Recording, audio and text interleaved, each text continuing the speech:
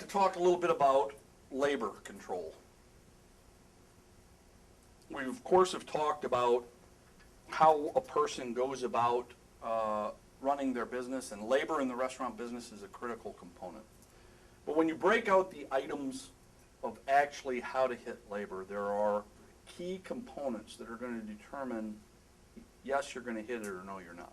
And one of the items is the management schedule.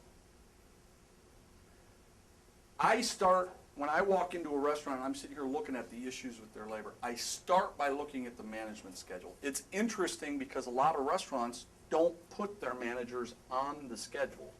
And then when I say why, well, I'm not an employee. I'm not counted on for operations. Really? You're not an employee and you're not counted on for operations, so you don't put yourself on the schedule. Interesting. You won't be able to run a restaurant profitably with that concept. But then I say to them, especially if they're losing money, let's make a list of all the things that you are counted on to do. It's amazing because in a lot of instances, they can't make a list. They can't say, I'm responsible for this, I'm responsible for that. And to me, the number one most important role of a restaurant manager is to run the business profitably.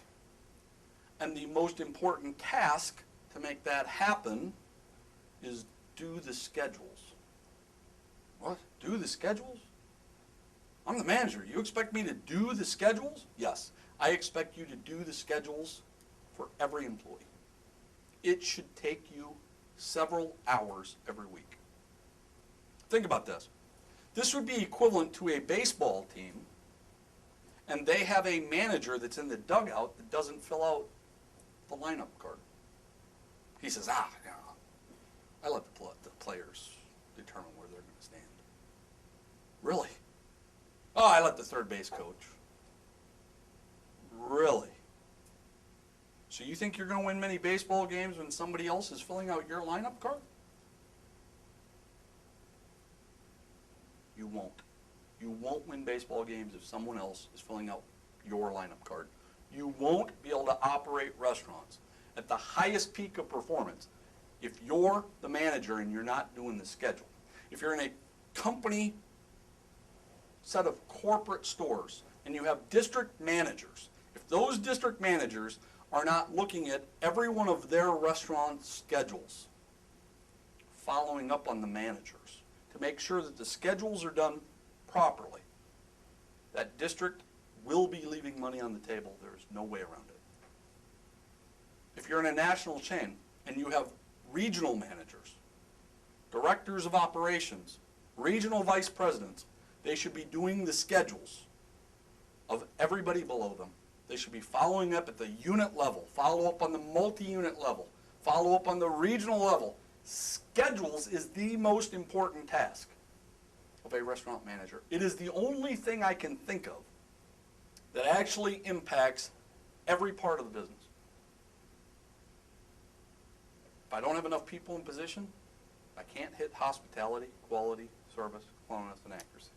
If I don't have enough people in position, I can't take in the order that we ordered. I can't serve the customer. I can't get the money to the bank.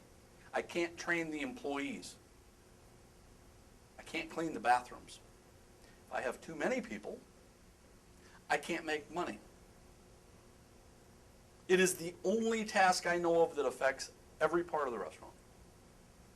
But yet, most managers don't do their schedules. So I sit with them, and I say, okay, let's look at the management schedule. Wow, you're not on it. Okay. Let's look at the crew schedule. Who does it? Well, my dining room manager does the front of the house schedule. Really. My chef does the back of the house. Really. Okay. Who determines the projection of sales? You can't make a schedule without sales projection. Who does the sales projection? Oh, we don't use sales projections. Okay, well, what do you use? Well, we place people in here. And here's what I usually see. Most schedules look like this. If this is noon and this is 6 o'clock at night, this is 9 o'clock in the morning, this is 9 o'clock at night. They have the same number of people here early in the morning, or close to it. And they have the same number of people here at the peak period of lunch, and they have the same number of people here at 3 o'clock in the afternoon, and they have the same number of people here at 6 o'clock, and they have the same number of people here at 9 o'clock. It's easy. Our schedules are easy. Well, yeah, because you have the same number of people here. Pretty much all day. Every once in a while, oh, well, you know, I got one more person here and one less person here. But your sales are here and here. We know when people eat.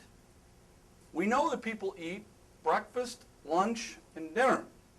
You should be able to tell what part of those day parts are important to you based on the concept you've created. And really, your schedule should be this. A real high number of people at lunch, a real high number of people at dinner, and as few people as I can possibly get by with prior to lunch, after dinner, and in between. You know why managers don't want to do that? Because they have to work. Because what will happen is customers will come in at the wrong time. I will have sent everybody home, and then I, as a manager, I'm going to either have to run the kitchen, or I'm going to have to run the dining room, or I'm going to have to wait on a table, or I'm going to have to run the drive-thru because I don't have enough people. And what they're doing is they're flushing the business because they're not willing to schedule the right way.